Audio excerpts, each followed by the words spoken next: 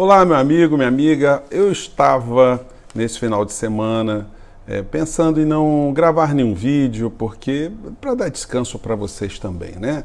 Muita gente gosta de assistir nossos vídeos, mas o ministro Guedes não deixou.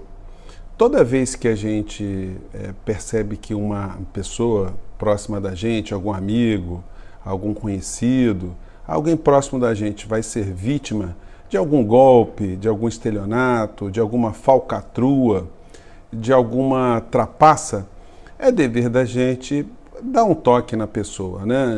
Para isso não há horário, a gente tem que ir para o combate. E é que eu estou fazendo aqui hoje. Se você está vindo aqui no nosso portal, te convido a fazer parte aí dessa nova comunidade que a gente criou há pouco mais de 6 meses e que tem sempre colocado alguns pontos de vistas que os grandes meios de comunicação não colocam, né? Se você gostar, dá o joia no final, aquela história toda. Gente, olha o tamanho do golpe. Aqui é a página central da Folha de São Paulo. Olha só que beleza, ó. Olha que coisa, uma entrevista gigante aqui com o ministro Guedes e aquilo que parecia ser uma suspeita vai se confirmando a cada frase dita pelo ministro, né? O ministro é um grande enganador. O ministro ele lida com a ideia que menos de 1% da população, ou menos de 0,1%, vá checar aquilo que ele está falando. E tem um problema sério também no jornalismo, né? Muitas vezes o repórter que vai fazer entrevista com uma pessoa como o ministro Guedes não tem repertório, não se preparou adequadamente para fazer a pergunta. Então o cara fala qualquer besteira, fala qualquer mentira, qualquer enganação, e o repórter cai ou passa batido como um patinho, né? Nessa entrevista aqui do ministro, a primeira frase escandalosa que abre aqui a conversa é essa aqui que vocês estão vendo aqui. Ele diz o seguinte, né? Dá para esperar 4 aninhos de um liberal após 30 anos de centro-esquerda? Ministro, não dá não, ministro. Tem muita gente desempregada, muita empresa quebrando, muita gente passando fome, muita gente ao desalento, muitas pessoas endividadas. Não dá para esperar não, ministro. O senhor está usando o mesmo tipo de argumento daquela pessoa que teve uma desilusão amorosa com alguém teve um caso fortuito fora do relacionamento e isso dá um certo crédito para a pessoa transgredir o resto da sua vida porque o outro cometeu um pecado no passado.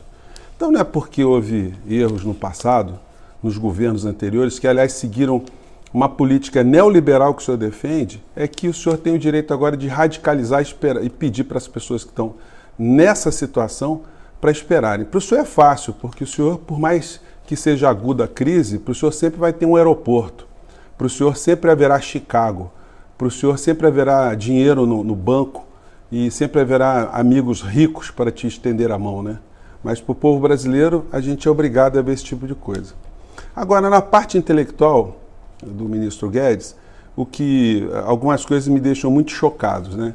Ele fala para o repórter aqui, por exemplo, que o Brasil precisa de um pacto federativo, que é uma reforma do Estado que se inicia.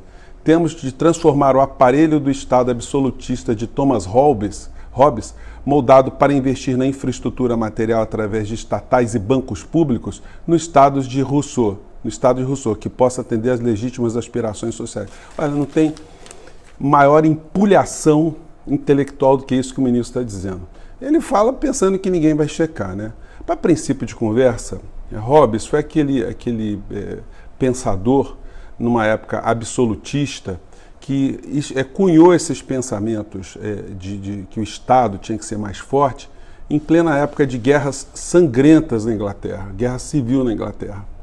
Era um Estado absolutista. E, obviamente, Hobbes não ia falar mal do rei, não ia se contrapor ao rei. Hobbes defendia, inclusive, a escravidão. Ele escreveu o Leviatã, né? Que seria o grande Estado tomando conta de tudo. Agora, ministro Guedes, o senhor sabe muito bem que Hobbes, a filosofia de Hobbes, não criou banco nenhum para investir em porcaria nenhuma, para infraestrutura de porcaria nenhuma, não criou estatal em porcaria nenhuma. E aí o senhor diz que quer defender, quer acabar que esse Estado de Hobbes é o Estado brasileiro, o senhor quer implementar alguma coisa parecida com o Estado de Rousseau. Rousseau, ministro, talvez o senhor não saiba, ele foi inspirador de Karl Marx. O senhor quer colocar o Brasil no rumo do marxismo, do comunismo? Talvez o senhor não sabe, mas Rousseau foi inspirador da Revolução Francesa. Quando Rousseau morreu, alguns anos depois, eclodiu a Revolução Francesa. O Rousseau, então, foi o grande libertário de ideias no mundo. E tem mais. Sabe do que ele se contrapunha a Hobbes? Era justamente no Estado privatizado. Ele era contra a propriedade privada. É esse o Estado que o senhor defende? Então não me venha com essa. Isso aqui é uma grande empulhação, gente. Isso é de embrulhar o estômago. Isso é um verdadeiro estelionato acadêmico para empurrar na goela do povo brasileiro esse estelionato econômico, esse estelionato eleitoral. E segue mais. Lá na frente, gente, ele fala expressões como coisa assim. Alguns desses fundos, está falando de fundo de previdência, foram feitos por um pirata privado, uma criatura do pântano político e um burocrata corrupto. Um hoje mora em Miami, outro fugiu de Portugal, o terceiro morreu.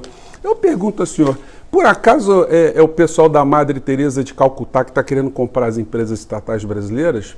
O senhor está vendendo o Brasil, querendo vender Eletrobras, Petrobras, Casa da Moeda, sem ninguém levar dinheiro nessa história? O senhor quer convencer que essas pessoas todas estão envolvidas aí por humanismo, por cristianismo? Ora, paciência, né? Então, as criaturas do pântano mais perigosas são as que estão dentro do seu lodaçal, ministro. Infelizmente é isso que está acontecendo. E aí depois ele fala sobre essas medidas de privatização, ele fala assim, não, que a medida de privatização tem que ser adotada o fast track.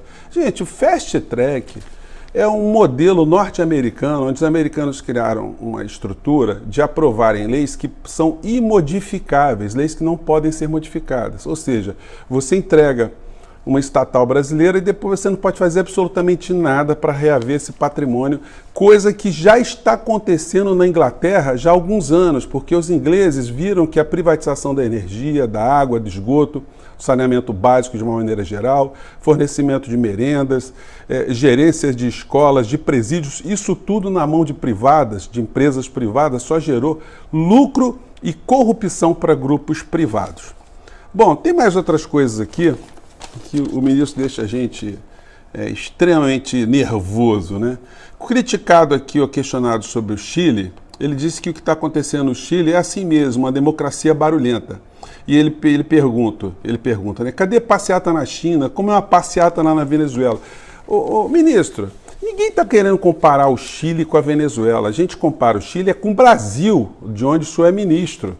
O modelo que fracassou no Chile, que está levando milhões de chilenos para a rua, é o modelo que o senhor está querendo empurrar a goela abaixo do povo brasileiro, porque nós temos um presidente deslocado que chama atenção, mas que ele é apoiado pelos grandes grupos econômicos, do qual o senhor é o testa de ferro principal. Bom, gente, a matéria é muito longa aqui, fala de muitas coisas, né? A questão é que o ministro, o tempo todo, ele usa de malandragem, né, para explicar algumas questões. Ele fala, por exemplo, da capitalização. O sistema de capitalização foi apontado como parte do problema, né, quando fala a reforma da Previdência. Ele responde, tolice, o Chile cresceu por 30 anos porque tinha capitalização. Capitalização significa que ao invés de ter o dinheiro ir para a Georgina de Freitas, que comandou o esquema de corrupção no INSS, vai para outro lugar. Olha só, gente. Então o ministro usa um caso de corrupção que aconteceu no INSS para dizer que o sistema de seguridade social no Brasil é falho. Isso é mais uma empulhação. Ele diz o seguinte, que todo mundo quer a capitalização, né? Porque a capitalização sempre ajuda a melhorar a renda do trabalhador no final da vida, né? E que isso seria muito bom para o trabalhador brasileiro. Só que o que ele quis impor aqui no Brasil foi um sistema de capitalização compulsória, sem alternativa para o trabalhador. Não é aquele sistema que o trabalhador quer fazer uma poupança além daquilo que está indo para o seu fundo de garantia. Simplesmente, pelo sistema de Guedes, o patrão não teria mais que contribuir, o Estado não teria mais que contribuir, e só o trabalhador ia fazendo a economia dele dentro de um banco privado, que ia ganhar muito dinheiro administrando esses recursos, e no final da vida, se ele não tivesse juntado muitas coisas, aí o Estado complementaria com um salário mínimo. Gente, é uma verdadeira aula de empulhação total essa entrevista do ministro Guedes. E outra coisa que ele fala também é um ataque ao servidor público.